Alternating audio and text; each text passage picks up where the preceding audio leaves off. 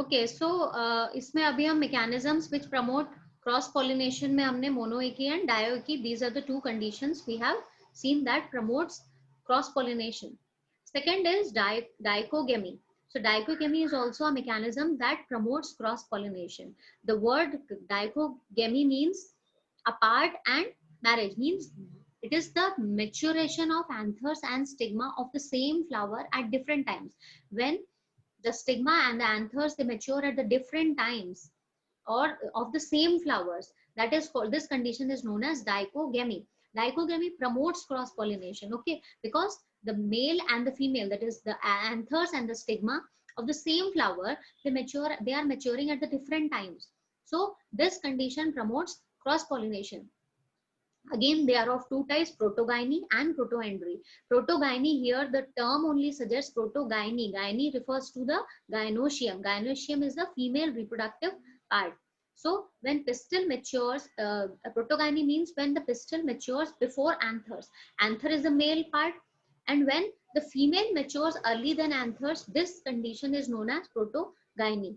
And the example of protogyny is pearl millet. This condition was found in pearl millet.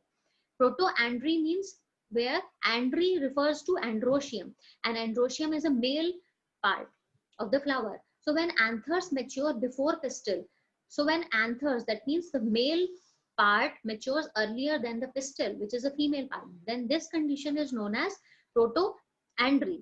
Okay, where the androecium is maturing earlier than gynoecium, and this condition was found in maize, sugar beet, and several other species.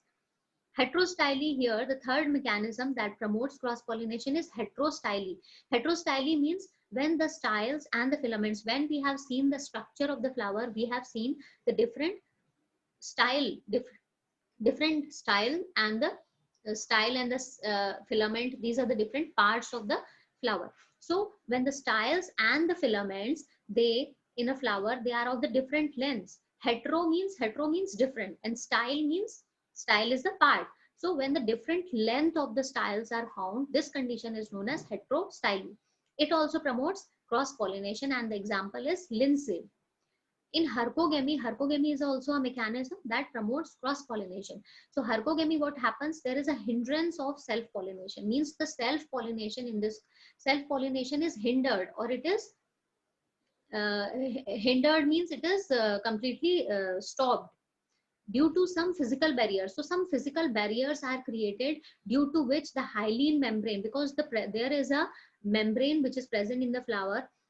So due to the presence of this hyaline membrane around the anther, this condition is known as hercogamy, and such membrane does not allow the hindrance of the pollen and permits self-pollination, such as in alfalfa.